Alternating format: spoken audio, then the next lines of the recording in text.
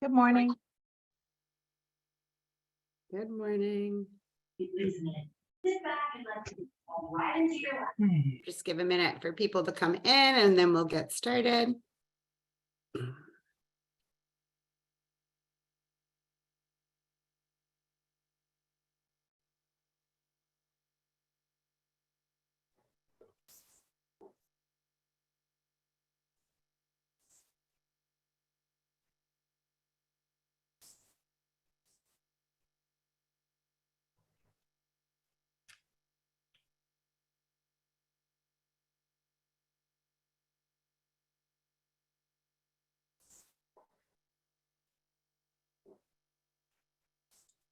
Morning, everyone. Morning. Good morning. Morning.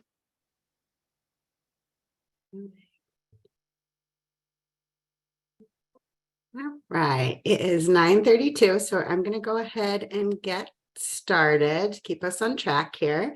So good morning, and we want to welcome you to this morning's webinar, an overview of First Steps, My Family Portfolio and Provider Guide.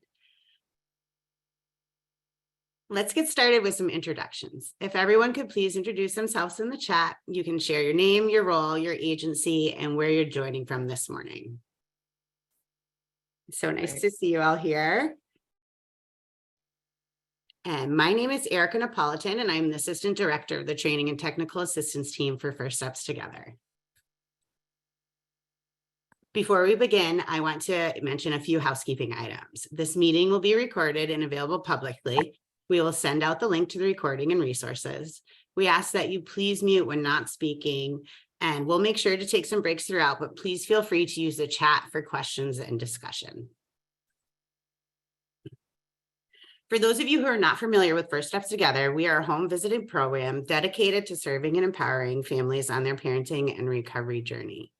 We have 7 sites across Massachusetts that serve parents and expectant parents who have been affected by substance use. We offer voluntary and free services in the home, community, or virtually, delivered by peer support specialists who are also a parent in recovery, or a mental health counselor with specialized training. We also offer groups and care coordination.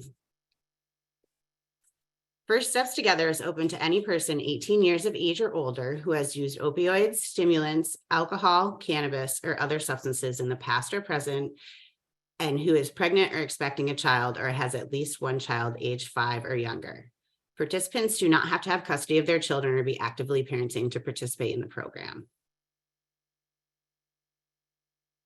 We are sharing our map, which shows our 7 First Steps Together sites, as well as a contact person at each site. On the bottom of the page is a link to our website, www.firststepstogetherma.org. First Steps Together Training and TA Team provides support for staff across our sites by offering trainings, developing resources, and facilitating learning communities. In addition to supporting our own program staff, we aim to create systems change by partnering with other providers to share resources and trainings that promote best practices to strengthen and expand the specialized workforce. Today, we'll be introducing you to the First Steps My Family Portfolio, which is a workbook created by parents in recovery for parents in recovery. This portfolio is a collection of tools and resources for families impacted by parental substance use that provides a holistic approach to building both parenting and recovery skills. We also created a companion resource, which is a provider guide that walks providers through how to use the portfolio with families and in collaboration with other providers. In addition, we have a library of recorded webinars that we continue to add to each month. Please visit our website for more information. So now I'll introduce today's presenters. You've already met my colleague, Erica Napolitan, Assistant Director of the Training and TA Team. My name is Sophia Terry, and I'm the Clinical Program Specialist for our training team. Erica and I work together with input from many staff across our project to conceptualize and write the First Steps My Family Portfolio and Provider Guide. We both identify as parents in long-term recovery, and we have a combined 20 years of experience supporting families impacted by substance use. We've both worked as home visitors, advocates, and trainers, and we're excited to have taken our experience and translated it into the resources we're going to be sharing with you today. A few reminders before we begin. Please feel free to use the chat for any questions or comments or for technical support throughout today's training. We want to name that some of today's topics might bring up personal feelings or experiences. Please make sure to take care of yourselves. If you need to take a break, please do so. The information we're sharing today is what we have found from our personal and professional experiences. We welcome conversations about these topics, and we're happy to hear about others' experiences in the field. We also want to recognize that the accepted language that we're using and the best practices that we're sharing are ever evolving. And lastly, as presenters, we aim to create a brave space for diversity, equity, and inclusion.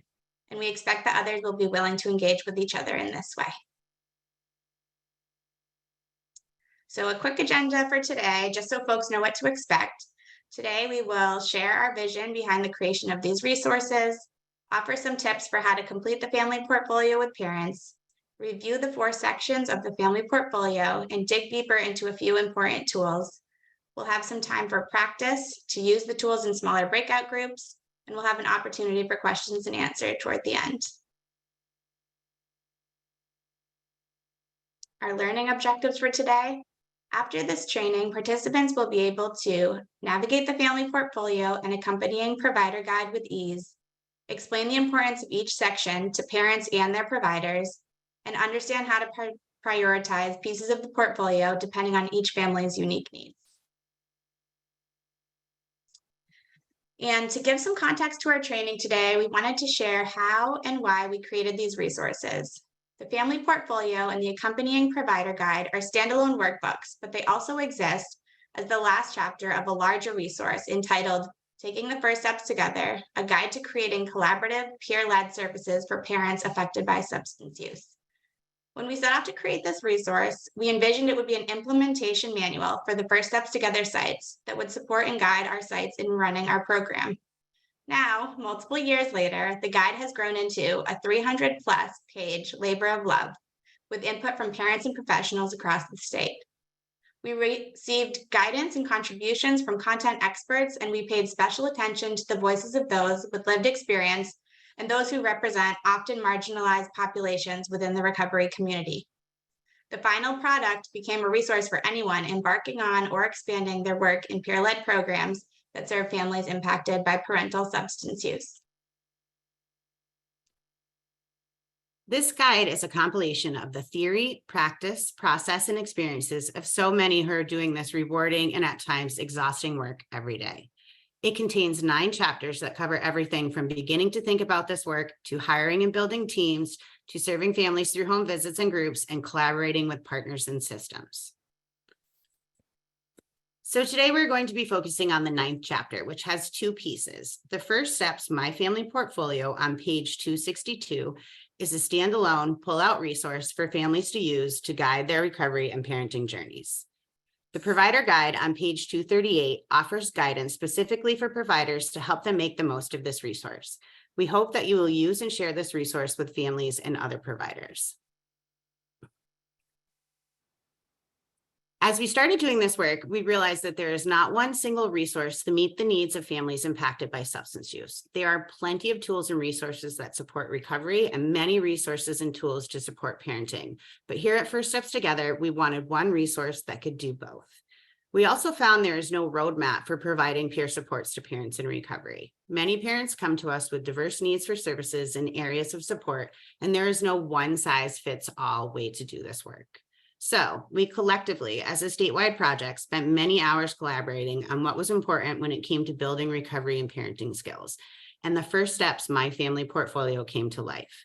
It is a collection of tools and resources for families impacted by parental substance use to help support both the parenting and recovery journeys. The portfolio can be tailored to meet each family's unique needs and can be used by any provider who works with families. This resource is available both as an interactive PDF and in a print as a workbook. The provider guide explains how to help support participants as they complete each tool. The family portfolio can be completed independently by parents or with the help of any supportive person or provider. This can be any person providing support for the parent or child, including a recovery coach, healthcare professional, educator, developmental specialist, therapist, spiritual guide, or other mentor. Language for advocacy and collaboration gives suggestions on how to communicate with other service providers around the family's recovery and parenting strengths, needs, and progress. Providers should feel free to use the language that feels most comfortable to them and to the specific situation. And really, all of these pieces, prompts, and tools contained with the family portfolio and provider guide can be modified in whatever way best meets the needs of the family. We encourage parents and providers to use the guide, the portfolio to guide your work, demonstrate parents' progress, advocate for their wishes, and support their child.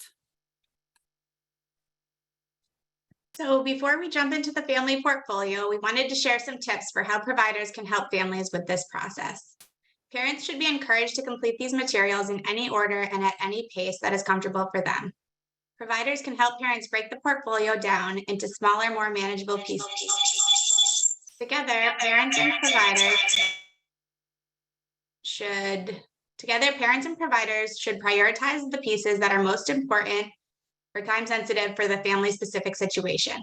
For example, expectant parents may want to start with the birth planning section. Similarly, families involved with child welfare services may want to start with the family care plan of safe care. Parents can use the checklist at the start of each section to mark off each piece once it's completed, and this can help foster a sense of achievement and celebrate their success. As we work through these resources, we want to offer support to parents with any pieces that feel overwhelming or confusing. We see this portfolio as a way to frame our work with families, but we also want to make sure that we are meeting the parent where they are and being responsive to their needs and experience. In practice, this may mean taking a pause and instead of completing a tool, simply talking about why it feels difficult to move forward. We consider the conversations that the portfolio prompts as an important and meaningful foundation that often needs to come first before the completion of the tools themselves. We can also share with parents that the portfolio comes with a provider guide that staff can use to advocate on behalf of their family. And we want to note that the portfolio was created to be a living document that is designed to be ever-changing for each family to use and adapt along their journey. Here we have the table of contents for both the family portfolio and the provider guide. As you can see, both are structured the same way with an introduction at the start, followed by 4 sections. My Steps is focused on the parent, their supports, and their journey to recovery. Our Steps is focused on the parent-child relationship and supporting the child's developmental needs. Steps Towards Each Other is uniquely focused on maintaining connection between parents and their children during times of separation. And Supporting Steps is focused on resources to support parents' concrete needs, parenting, and recovery. Each section also has a space for thoughts and feelings where parents can draw, doodle, take notes, or process their thoughts and feelings in any way that feels useful for them. In completing these tools with families, we want to be mindful of cultural considerations and that some parents may feel more or less comfortable with certain topics. We also want to be aware of different learning styles and challenges and allow parents to dictate their answers while the provider writes, or to help the parent organize and articulate their responses however feels most manageable to them. So we are going to jump into the family portfolio. Before we start, please click the link in the chat and follow the prompts. You'll be able to download a copy of these resources so you can follow along in your own copy and have access to the full tools. I'll give everyone just a minute to do that now.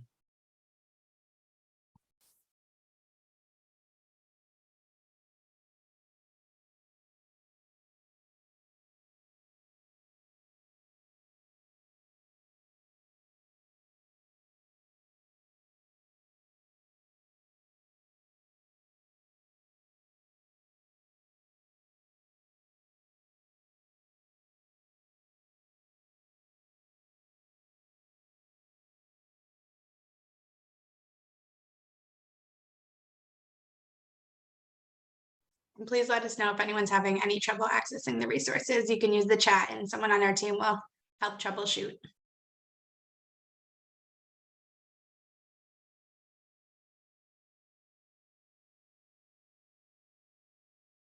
Okay, I think we can get moving forward as everyone's getting their copies ready. So we're going to introduce you to each section of the portfolio and highlight just a few tools of importance to give folks the opportunity to think about and practice using the portfolio with families.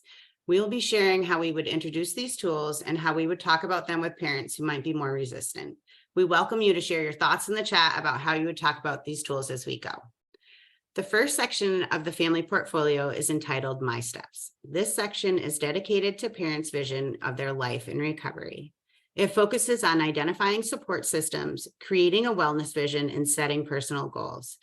It also includes information on recovery maintenance and child safety, birth planning, and a family care plan of safe care. These tools can help parents organize thoughts and start taking action steps to achieve goals. We've really been really thoughtful about our creation of these tools, the questions we ask and the language we use, to not only be strength-based and trauma-informed, but to also take into consideration the many different family and custody situations, life experiences, and cultural considerations of the families we serve. When we were creating the wellness vision, we decided to use that name to reflect that this tool is much more than a standard wellness plan. We really wanted to encourage parents to think through the different pieces of this tool and to take the opportunity to reflect on what aspects of their life promote or interfere with their wellness. Wellness visions can be whatever parents want them to be. This is a space to prioritize what is important for the individual. This can include physical exercise, daily meditation or prayer practices, making time for hobbies or self-care, taking daily medication as prescribed, or simply taking a shower, eating breakfast, or making their bed in the morning. So we want to think together about how can we talk with parents about this tool, and how can we support parents who may feel resistant or overwhelmed when thinking about creating a wellness vision.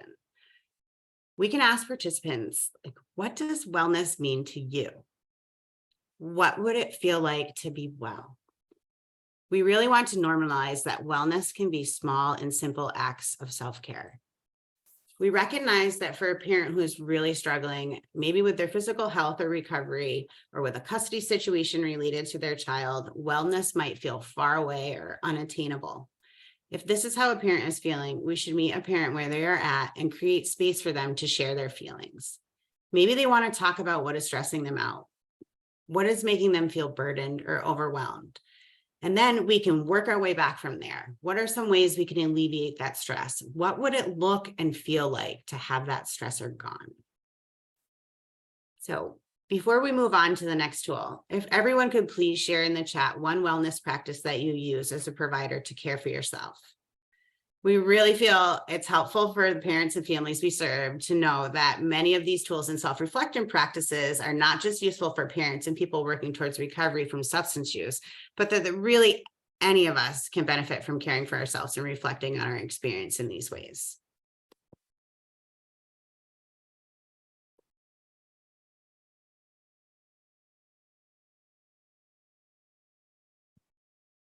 Time outside in the sun, meditation, yes, crocheting, I love it. Therapy, that's a great one. Setting healthy boundaries, yoga and going to bed early, reading, all of these are really great. And they're, music and cleaning. See, it doesn't always have to be, some like bubble bath or whatever. It can be taking care of your space, spending time sitting quietly, making your bed, sitting in your yard. I see breath work on here. All of these are great ways to think about what wellness can look like for us. And it doesn't have to be complicated, and we can help parents find that one thing that's really going to work for them, that we can really hone in on and use that to develop their wellness vision. Thank you all for putting your examples in the chat. So moving on to setting goals. Setting goals can be an exciting way for parents to imagine what their family's future may look like. Goals may be personal, related to parenting or recovery, or about some other part of a parent's life. Home visitors can support parents in brainstorming their goals, prioritizing which goals are of the most importance, and breaking longer-term goals into smaller action steps. Our program practices collaborative goal setting with parents as a way to guide our work together. This can be particularly difficult when families may come to us with many competing needs. This tool is a way to help parents figure out where to begin and where they want to go and how to get there. The My Goals tool is organized using the SMART Goals format, which helps staff support parents in setting goals that are specific, measurable, achievable, and time-bound. The idea behind taking this approach is that parents can envision bigger or longer-term goals and break them down into smaller, actionable steps that help parents maintain momentum and a sense of accomplishment as they go. When talking about this tool, we can use the miracle question and ask a parent if they could wave a magic wand and make a change to their life, what would be different? Then we can work backwards from there to help parents think through smaller steps that they can take to reach their final destination. For parents who may feel resistant or overwhelmed when asked to think about their goals, we can encourage them to start with something small and simple, like a change to their routine. For example, taking a daily walk, getting to the clinic each day, or just keeping their next appointment. For some parents, the change may be just asking for help or opening up to a trusted support person when they would typically just shut down. We recognize that many parents come into our program with the goal of reunification with their children, and it may be difficult for them to think or talk through other goals. We want to help parents see the value in caring for themselves and other aspects of their life by setting and reaching other goals besides the ultimate goal of reunification. Part of our work together is sharing the understanding that parenting and recovery are intertwined, and by caring for ourselves, we are also caring for our children. My plans. A couple more tools we want to highlight in this section are the recovery, maintenance, and child safety plans. My recovery maintenance plan is a plan to not only prevent relapse and keep parents safe, but also to support and sustain a parent's recovery. This includes prompts for parents to note both the people, places, and supports that they can turn to in times of need, and the people, places, and things that they may want to avoid when feeling fragile, vulnerable, or that their recovery is at risk. We encourage staff to help parents slowly and thoughtfully work through this resource, even if it may be uncomfortable to do so. This plan asks parents to make specific commitments as to the actions they will take to get back on track to keep themselves safe if a relapse or recurrence of use occurs. My Child Safety Plan is a tool for participants to specify how they will keep their children safe in the event of a health emergency or a family crisis. All parents can benefit from having these completed plans in place in case of an emergency. We recommend walking alongside parents by taking this process slowly and approaching it without judgment or bias. For staff who have lived experience or who have supported other families through difficult times, this can be a good opportunity to share the importance of completing a safety plan and to make space for parents to process their feelings. Parents may be resistant to completing these tools, particularly if they feel they're further along in their recovery process or they've previously completed a relapse prevention or safety plan with another provider. For these families, we can remind them that we can't anticipate health emergencies or crises, and that having a plan in place is the best way for us, as their providers, to advocate for their wishes, in the case that they're not able to do so themselves. Because of this, we encourage all families to complete these plans, regardless of their recovery status or their custody situation. When completing the child safety plan, some parents may have complicated feelings. For parents who might not have additional support in their life, or maybe in the early stages of their recovery, it may be difficult for them to identify a support system or alternate caregiver. For example, maybe a grandparent or another family member is available, but it's an unhealthy family dynamic, or they have a complex or strained relationship. In these situations, we can help parents think through who might be a safe person in their life that they can call upon to help with their child in a time of need. We also want to be mindful about completing these tools with families who have child welfare involvement. Parents in this situation may be unsure about whether they want to share these plans or if they're obligated to do so. We want to talk through this consideration with families. We can ask parents, what are your fears about sharing these plans? And what could the potential benefits be? Are there certain pieces that you feel more comfortable sharing than others? Could we use these pieces to inform a family care plan of safe care that's meant to be shared? And what pieces feel more personal that you would rather keep private? We always want to be mindful that we are practicing informed consent and that parents feel a sense of ownership over their family portfolio. Our hope is that parents feel empowered to share these tools with their support systems, but also that they feel empowered to keep certain pieces private if that feels important to them.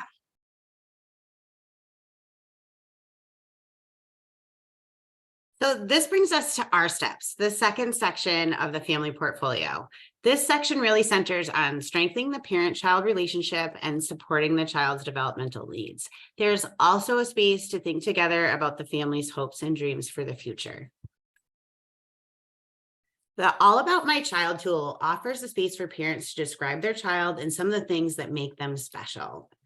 Here, parents can note their children's likes and dislikes, any strong preferences, the way the child shows or seeks out love and comfort, things that they may be sensitive to, and calming or coping strategies. This section also provides parents a space to share about daily routines, trusted adults, and any other useful information about the child's daily care. This resource can be useful for parents to share with an alternate caregiver, such as a co-parent, a daycare provider, a foster parent, or any other temporary care provider. We can really emphasize the importance of this tool with parents by explaining that this is a way for them to really share a picture of who their child is and how they like to be cared for. It's also a space for parents to articulate any cultural considerations, family practices, developmental needs, or other special circumstances important to their child or their child's care. We also want to be mindful that this tool may look different for parents depending on their circumstances or custody arrangement. For example, for those that are in residential programs, daily routines may be determined by the structure of their program, and we want to work with parents from there. For those that have co-parenting relationships, parents may have different ways of doing things depending on what house the child is in. And for those who may have children in foster or kinship placements, this tool can be used as a way to work through times of separation and as a tool for reunification. For example, this can be especially helpful to support children and parents through transition in routines and living arrangements to minimize stress for both the child and the caregiver. For families that may have two parents in a home or maintain full custody of their children, this tool can still be useful for daycare, school providers, or other shared care arrangements. Our hope is that this tool helps to improve communications between co-parents and other caregivers, regardless of the family situation. For parents who might not have custody of their child or have limited or supervised family time, it may be upsetting to complete this tool. Parents might feel upset or emotional when they think about their child's favorite foods or their toys, any special moments or calming strategies.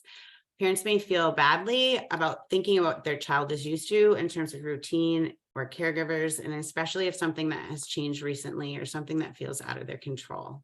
In these situations, we really want to be gentle and meet parents where they are, allowing extra time for parents to process any big feelings or emotions they may be experiencing.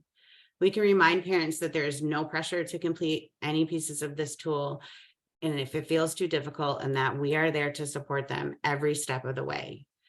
Maybe they want to choose a few sections to complete or add a few words as they go. Maybe it's just to talk through the different prompts before writing anything, or to think through who they want to share it with before they even begin. Whatever it looks like, we want to be supportive and take an approach that feels the most comfortable for them. So we recognize that this was a lot of information, and we just want to pause here for questions before the breakout discussion. If anyone has questions, you can feel free to put them in the chat or use the raise hand reaction at the bottom of your screen, and we can try to address any questions now.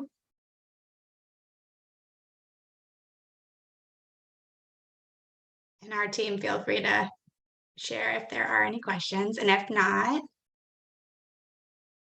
we can move on to the breakout.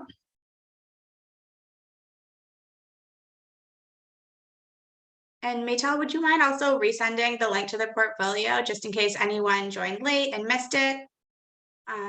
We shared the link to the portfolio so folks can follow along with the tools. There's just the cover page of the tool on the slides, but we want you all to have the full tools.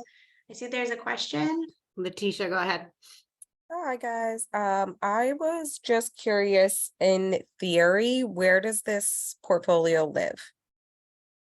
Do you guys have a copy of it? Does it live solely with the parent? I'm just wondering where it lives. So I guess it would really depend on the parents' wishes. The goal is that this would live with the parents.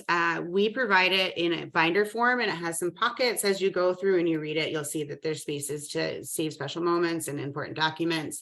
But for pieces like the recovery maintenance and safety plans, for the plans of safe care, the family care plan, we would recommend like keeping 2 copies and having the provider keep a copy in the event that one is needed, or, if mom or dad are going, to have a baby, they provider and they forget it, the provider can bring it to the hospital. So I think it's an and/or in both. But the goal really is that we can help families work through this workbook. It's a living document. It's ever changing. And even when we've moved on and they're, on their own or with a different provider, they can continue to use these tools and build on them. So we see it as kind of like a life binder that would live with them. Thanks, Erica. We also have a question in the chat. Is this a tool that is only to be used by First Steps Together staff, or can it be administered by anyone working with a family?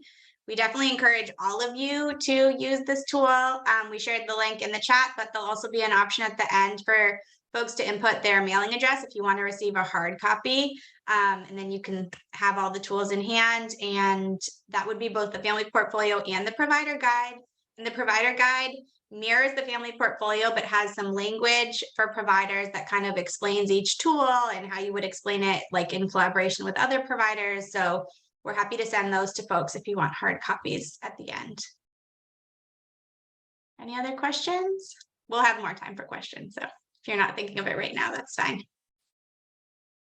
Okay, so we're going to move on to a breakout.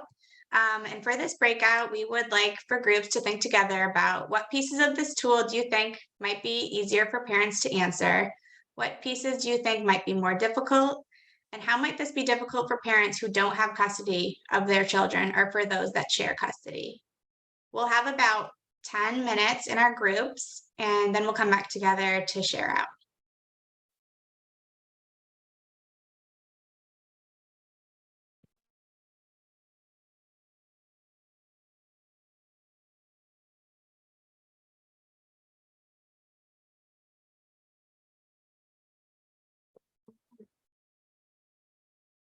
Okay, it looks like people are coming back from your breakout groups. Thank Accidentally you. came back.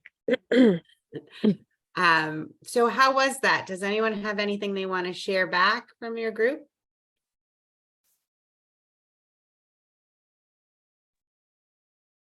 It's Tisha. I think our group really honed in on how difficult it might be for someone who doesn't have custody, or like had a removal at birth. I think I was reflecting on, in the group, I was reflecting on my own experience of having like a removal right after birth, and having those 1 hour visits after. Like my daughter would just cry the whole time, and feeling like I knew nothing. I didn't know how to comfort her, nor did I have the time to learn.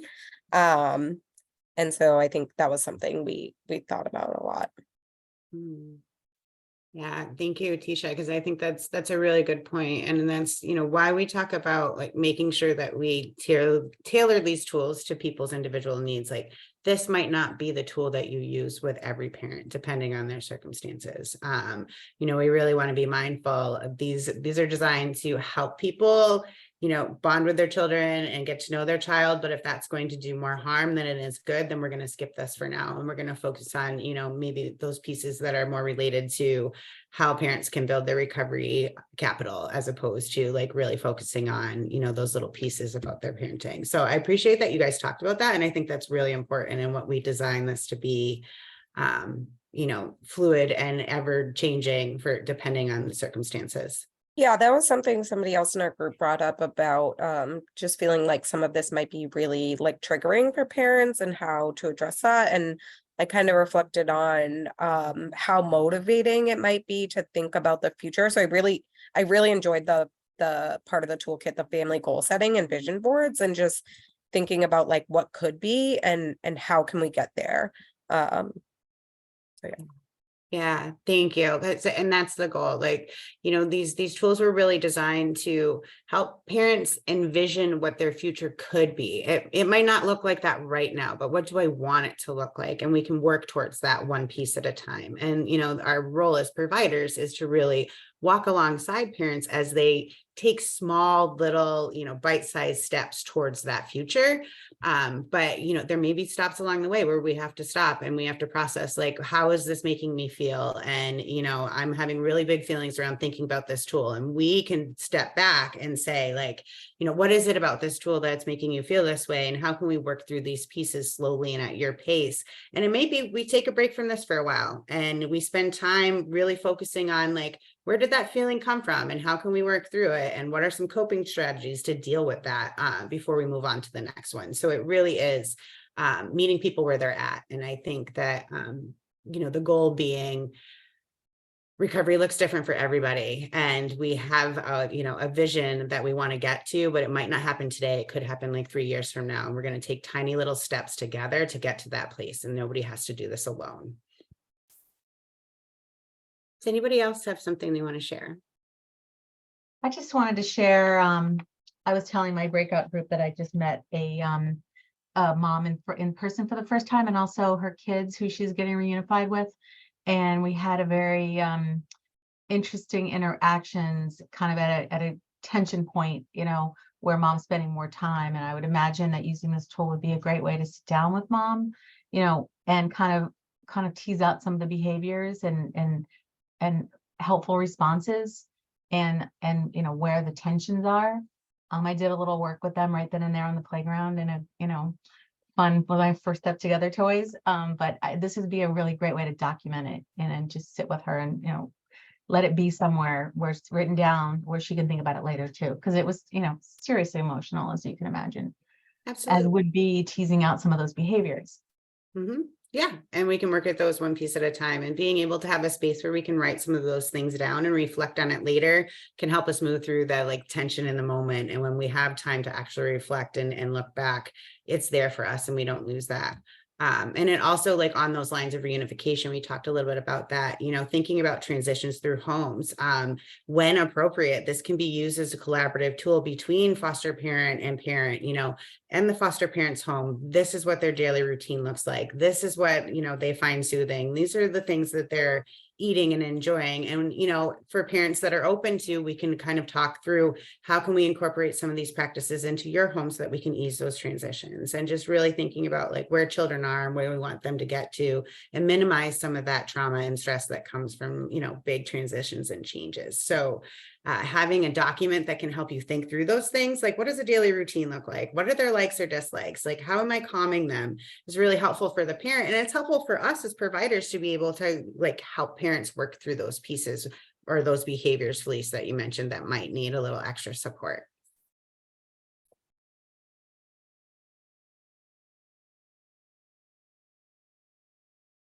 And yeah, Tisha, I see what you put in the chat that, it is challenging when there's little shared information between foster placement, DCF worker, and the parent. And, our hope is that through, collaborative relationships that we can kind of build on this, and that having this actual tool that can be shared might make it easier. It's not an extra step for a foster parent to write down all the things. It's very clearly, what are a few of these things that you can share to help that transition?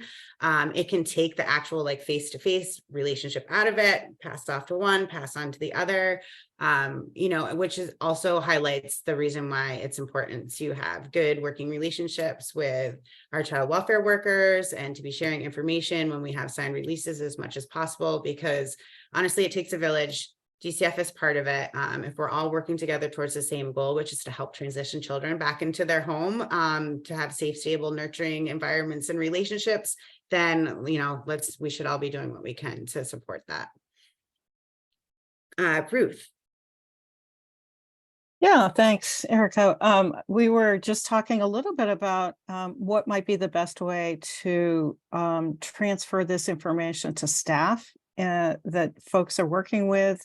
I think everybody felt like this is a fantastic tool and really helpful just in so many different ways around not just parenting, but just recovery support. But there was a comment about, some of these topics are, could be really triggering or hard to have conversations about. And so we were just talking about what kind of training, what would be the best way to help staff learn how to use the tool, or to bring up some of these conversations so that they're not just triggering, so that they get actually to a productive place. So any thoughts that you have about next steps around continuing this kind of training for how to support staff to have these conversations? Absolutely. Sophia, Erica, I wasn't sure if you wanted to answer that. Ruth, that's a great question. And towards the end of our presentation, we'll be sharing, but we're going to have weekly office hours for folks to drop in. We don't want to just hand this resource off and be like, good luck. We absolutely understand and feel that this should be brought to families like in a thoughtful, meaningful way. Staff are going to need ongoing support. We recognize that like a lot of these tools are going to be challenging, bring up feelings, bring up past trauma. So Erica and I will be available weekly for folks to join us on Zoom and bring any questions or challenges that they may have encountered in introducing things to families, or even if people want to role play, how would I talk about this? How would I bring this? You know, this is a family situation. I'm concerned that they might feel this type of way. We are happy to practice all of that. And we plan to be available on an ongoing basis to do that. And we're also happy to do kind of deeper dives into some of the tools or like ongoing trainings.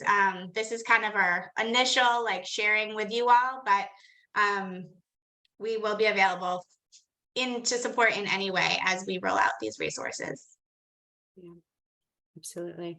And can you say just a little bit? I'm sorry, I got here late. Which part of this do you share, or do you encourage folks to share, with hospital staff or as the plan of safe care? Was there any talk about that part of the tool? So we did not cover the actual like plan of safe care, but in the My Step section, there's the birth planning and family care plan of safe care. So we encourage people to use the Journey Recovery Project's resources for that, and of course share that with the hospital social workers as soon as they get there. But in terms of some of these pieces, which are good for wraparound into thinking about like how we're really supporting families. We encourage people to share the pieces that they feel comfortable sharing and empowered to share, but to also keep, ownership over this being their plan. So I think in the same way we think about, the plan of safe care, which has some requirements around sharing, we also know that parents own that plan and it's theirs. So, we think some of the things to highlight would be thinking about sharing, maybe goals or your wellness vision with your DCF worker. Your recovery maintenance and your child safety plans would be important ones to share when comfortable.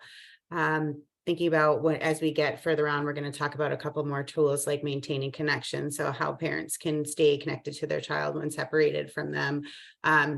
Those things are really important. And in the workbook, as you see, we go through like letters of support and group attendance and different ways that parents can evidence the work that they're doing and their recovery and parenting to the department when need be. But ultimately, we encourage people to only share if it feels empowering for them to do so. This is their life and this is their design. And we want people to take ownership of that and not feel that this is something they need to complete to prove that they're doing the steps, but to more be proud of that they're doing the work and to share when they feel is best. Thanks, Erica. And We have one more question, but I think in the interest of time, we should move on after this one. Do you want to share, Ellen? Yeah, I just wondered about the duplication of process, like for folks to be thinking about, or if you folks have any tips on the plans of self-care, right? The Journey Project piece, and then your piece, and not the importance of not overwhelming with duplicate information. So I didn't know if you folks had already been thinking about that. What's your recommendation? Yeah, I mean, I would like to give credit to all those who have gone before us and that we have taken into account and consideration all the other existing resources. We feel that our portfolio is pretty robust and takes a different approach, given that the people that were creating it are also parents in recovery. But again, we don't want people to be duplicating work. If they have already completed a plan of safe care, maybe they don't do, the safety plan. Our resources do offer different pieces that are not in existence. But again, it's totally up to the family and the provider what they feel is useful. And we do hope that Child Welfare Services will see that these resources are comparable and we're all working towards the same aim. Erica, I don't know if you want to add anything to that. Yeah, I just think along those lines, when you're looking at the birth planning kit on the Journey Recovery Project, which is an amazing resource, it is focused on prenatal health and giving birth, where our Some of our plans are for any parent. So if I have a 5-year-old, I can pick this up and I can use it, and it might not, but for parents that are expecting, there may be pieces of this portfolio that we would want them to do if they felt like it, but we would really focus in on, who do I need to meet during pregnancy? Am I, seeing the doctors that I need to, getting prepared for the baby, and those things, which are really embedded in the birth planning kit on the Journey Recovery Project's website. Mhm. Ellen, that's a great question. Okay, we're going to keep going just in the interest of time. So this brings us to steps towards each other, which is the third section of the family portfolio. This section focuses on maintaining the parent-child connection during times of separation. So this section will speak to a lot of the issues that were brought up in our discussion just now. For the families we serve, separations are often due to involvement with child welfare services, where a child is removed from their parent and their home due to concern for their safety. Parents often don't know how long they will be separated from their children, and a big piece of our work is supporting them through this time apart. This section includes tools to support the parent-child relationship and ideas and plans for family time.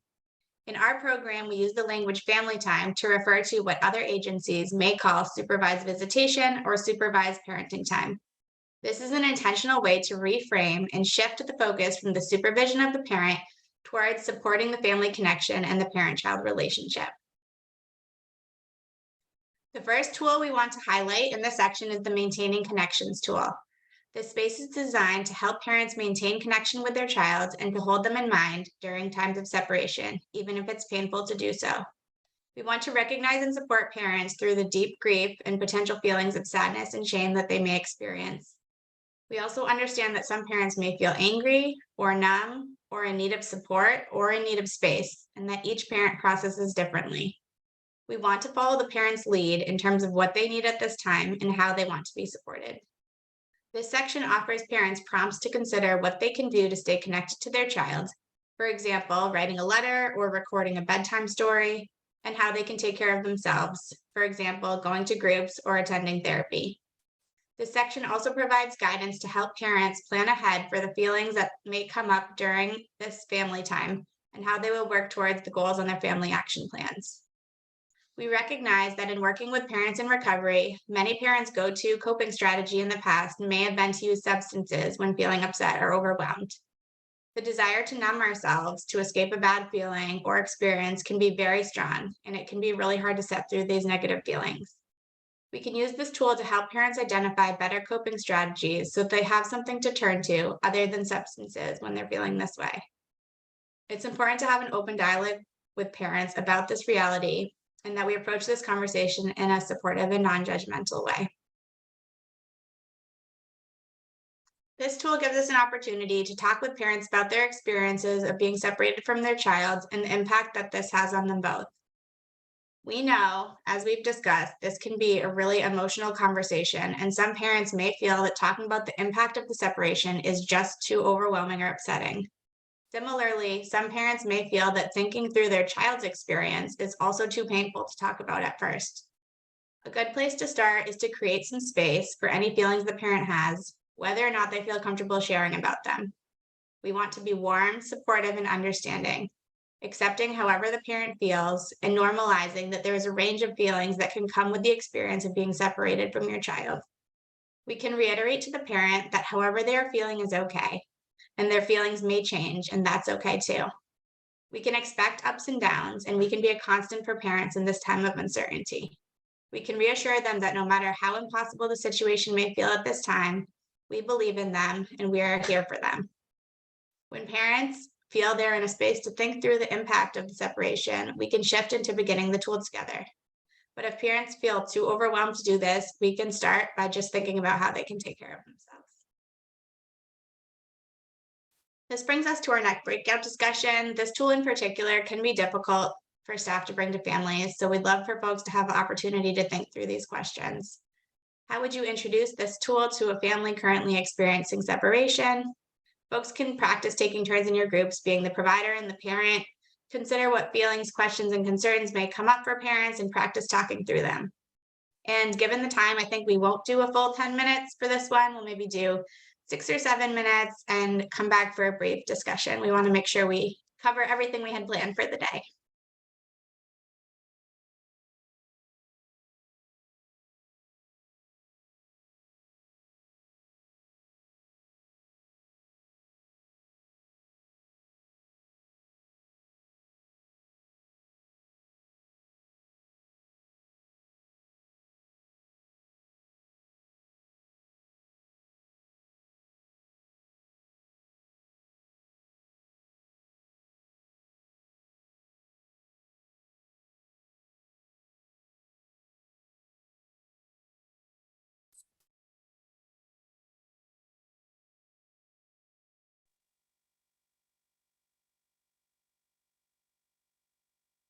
All right, give it a second for people to come back.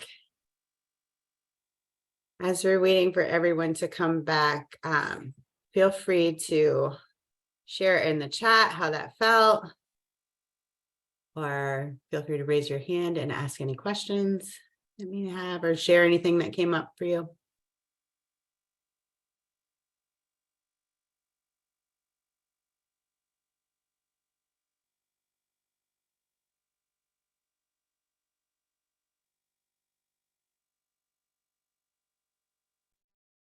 All right. Well, we can keep moving. If nobody has any questions or comments they want to share. I could share a comment. This is Ruth again. So in our group, somebody Elise came up with the idea of doing some of this work in a group.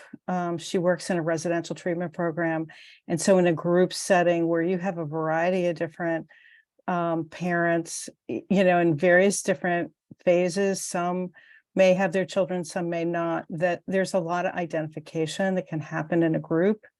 And it can make it a very safe place to begin to think about these issues of separation and the impact that separation has on one and one's recovery and one's relationship with their children and their families. And I think that as women come together and can begin to identify with each other, it just makes it, it just expounds the safety and makes it much easier for people to begin to integrate some of this stuff. Ruth, thank you so much for sharing, because I love that. I mean, I think that's an incredible way to think about how to use this in a group and the different ways that we can use this tool. That is absolutely amazing. I love that. And I think Billy put in the chat the importance of remembering the why. How is this exercise helping to build resilience regardless of where a parent is in their journey with DCF, and actively deconstructing stigmas and self-blame that parents navigate during separation? And I think that's amazing too. Really the purpose of the tool is to normalize that we're going to have these feelings. Parents are going to have a wide range of that could be guilt and shame and anger and frustration and sadness and grief and loss. And we really have to allow people the opportunity to feel those feelings and get it out, and then step back and say, how can we manage this differently this time? And give them the tools to help work through it. Julie, go ahead.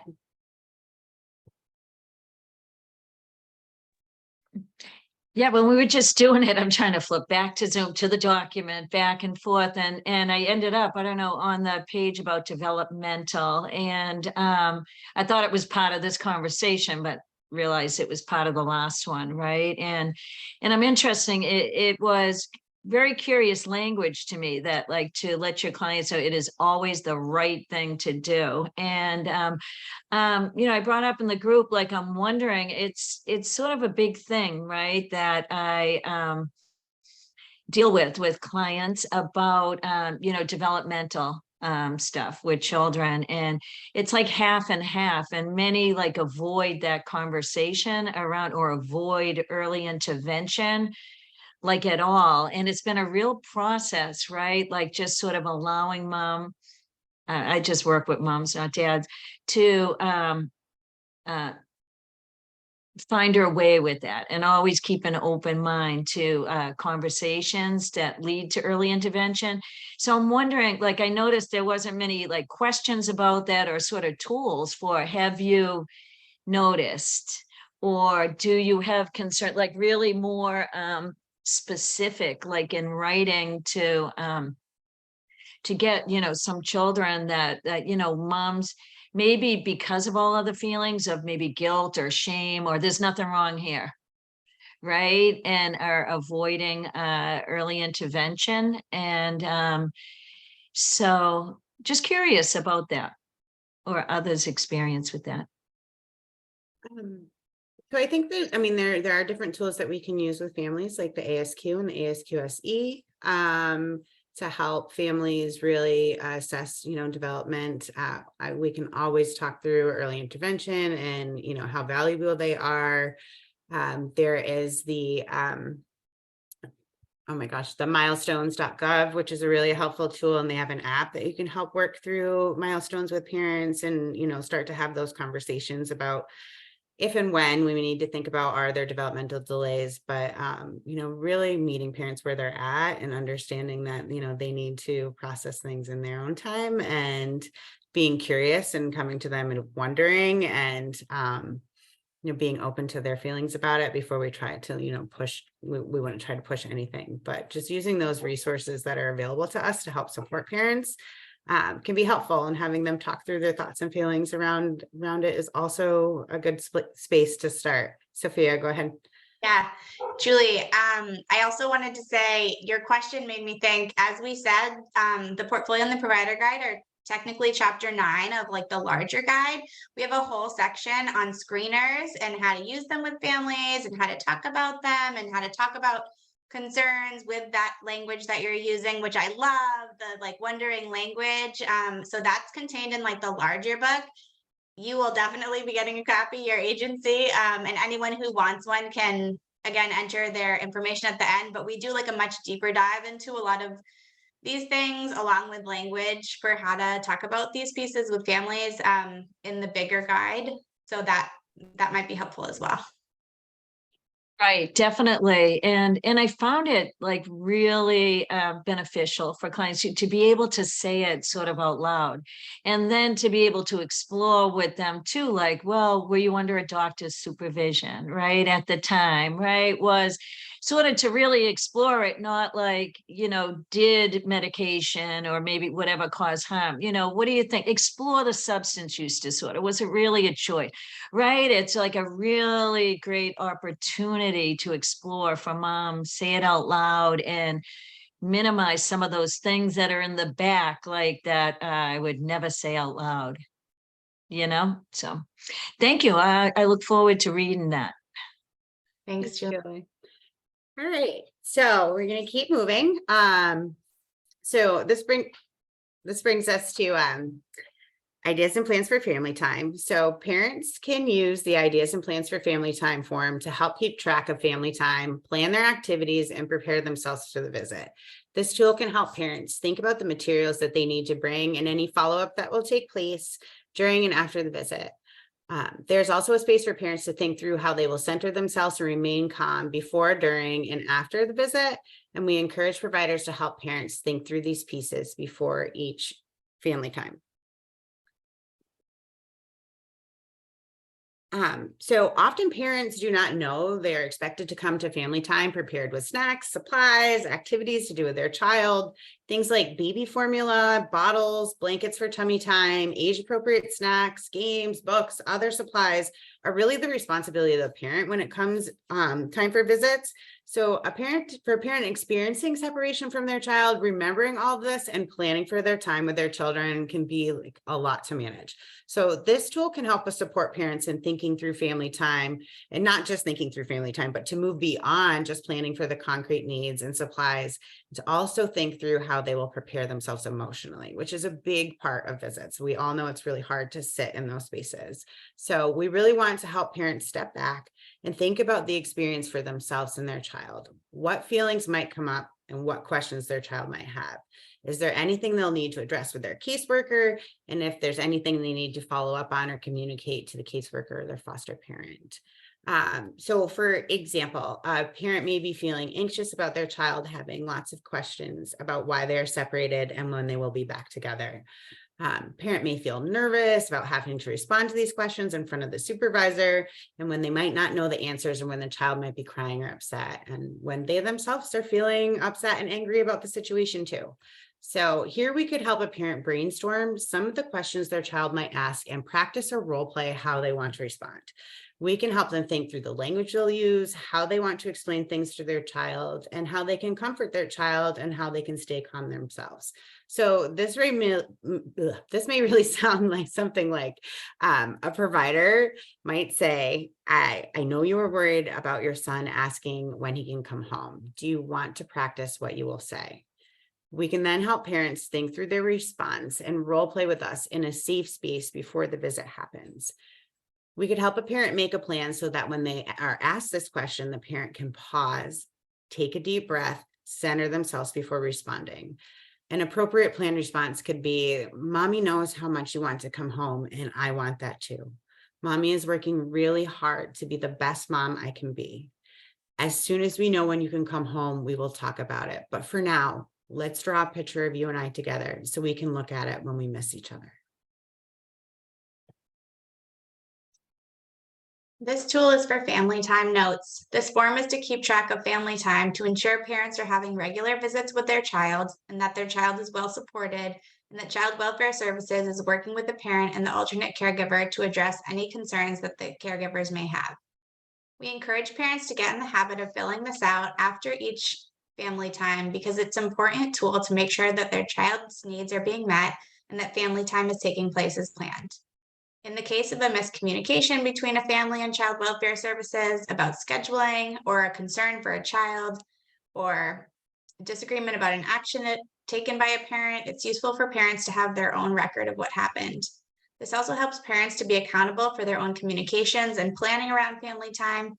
For example, confirming with their caseworker in advance of a visit and following up on any outstanding needs for their child. These notes can also help providers recognize patterns to better support the family and better advocate for their needs. This tool can be introduced to parents as soon as they begin having family time. We encourage parents to get in the habit of taking brief notes after each visit for their own records and to document any progress, questions, concerns, or issues related to their child, their care, or their family time. If parents feel that this practice isn't necessary, or they're otherwise resistant, we can give some examples of how this tool can be helpful. For example, to make sure that a baby's illness is followed up on in the case that they need a doctor's appointment or a medication. This is one way that parents can take an active role in the care for their children, even if their family time is limited. Another example might be if a family time session is canceled, parents can use this tool to keep track of why the visit was canceled and when it was rescheduled. In this way, parents can be accountable, stay organized, and advocate for their own family time. If a parent feels overwhelmed in completing this tool, we can encourage them to begin with just putting a few words in each section of the grid, enough to jog their memory in the case that they want to come back and add more notes in the future. This brings us to supporting steps, the fourth and final section of the family portfolio. This section is a space to collect all the important information, applications, and resources from the community to support the parenting and recovery journey. Resources may include community resources and applications, such as SNAP or housing, employment and education resources, recovery resources, and parenting resources. In here, we've also included links to resources that our program often recommends specific to child development and parenting, as well as on the multiple paths for recovery and different supports available in the community. We encourage parents to really build out this section for themselves with the support of their providers and to collect and keep helpful resources that they feel they are active, informed, and empowered on their journeys. So as we are nearing the end of our overview of the 4 sections of the family portfolio, and I highlighted a few tools we've included, we hope that this has been useful for everyone. We'd like to use the remaining time for questions. And if anyone has any questions, comments, or takeaways, please feel free to put them in the chat or raise your hand and share.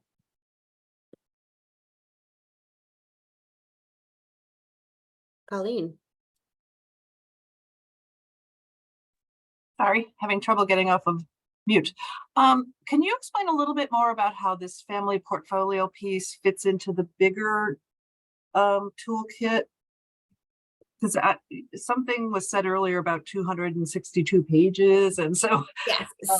So the First Steps My Family Portfolio and the Provider Guide are chapter 9 of the bigger guide that supports services, from just thinking about doing this work all the way to engagement, working with families, running groups, collaborating with child welfare and those things. So this is the final chapter of that book, and it's included in the bigger guide, but we also have it as a standalone resource so that you can, it's printed as its own workbook, but it's also in the bigger book. So you can get it in both places.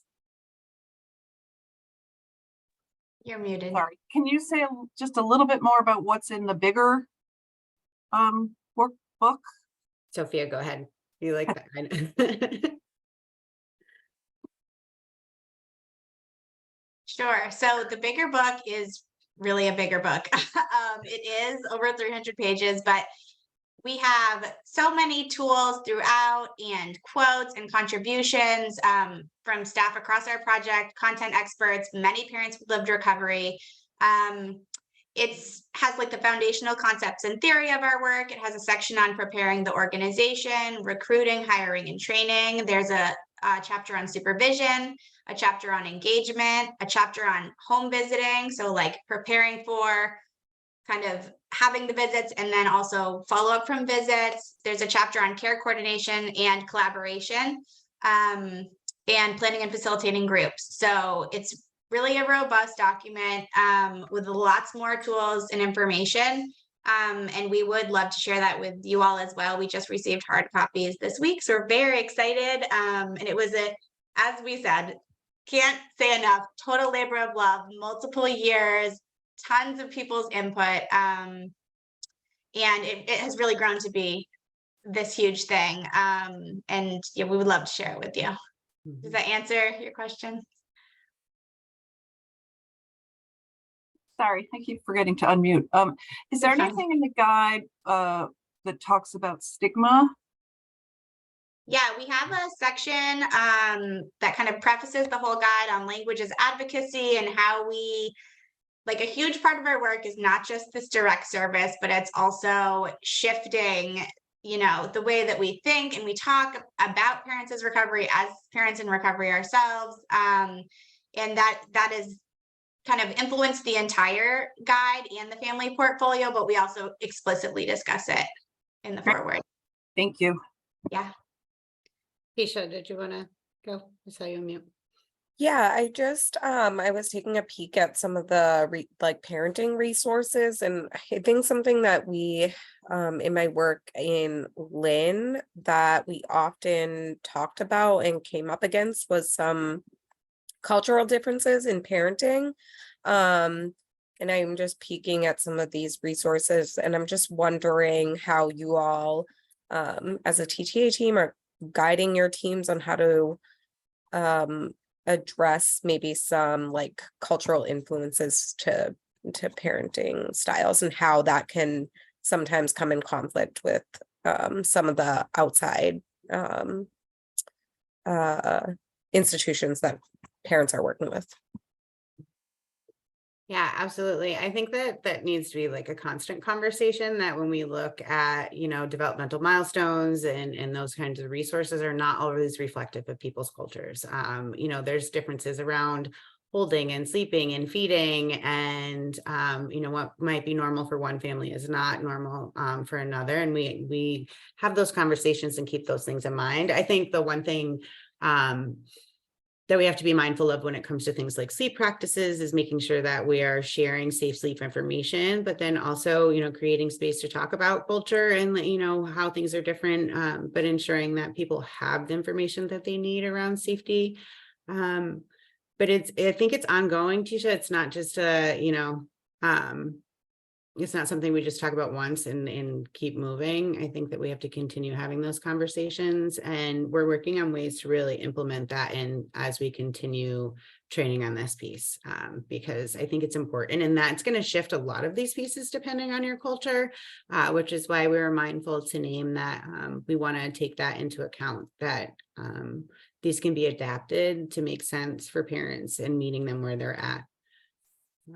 But definitely thank you for bringing that up. And Sophia, I don't know if you have anything you want to add. I was just going to add too that I think we want to think of the tools too as kind of like a jumping off point or conversation starter. And we're not like delivering information here. Like it's a workbook, it's a collaboration. We want to hear from parents like about their own experience, and we are learning as we go too, right? Like we have our professional training and we have our personal and lived experience, but that is just our experience.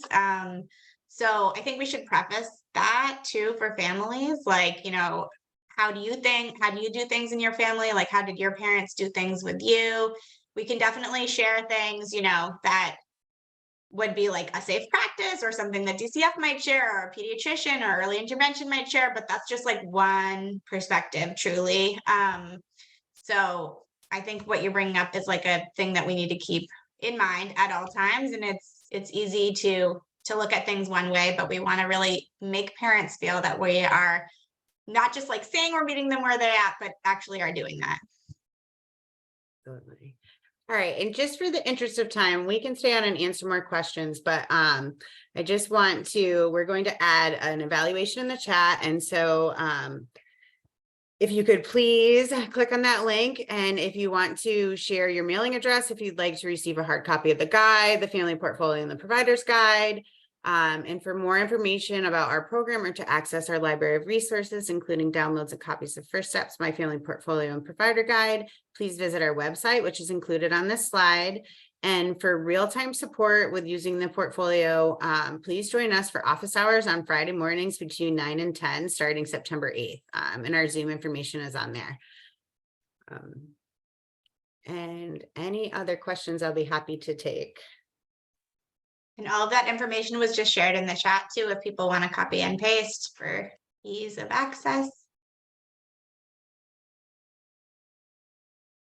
And feel free to like share your email or anything else, or stay on to chat if you want. We would love to get to know anyone new who's working in the space.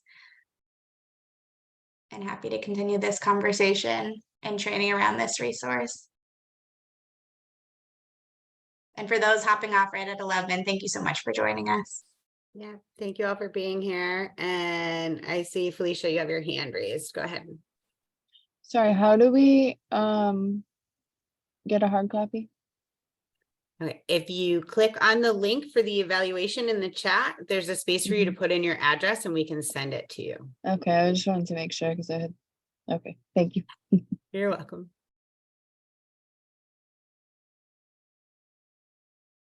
And thank you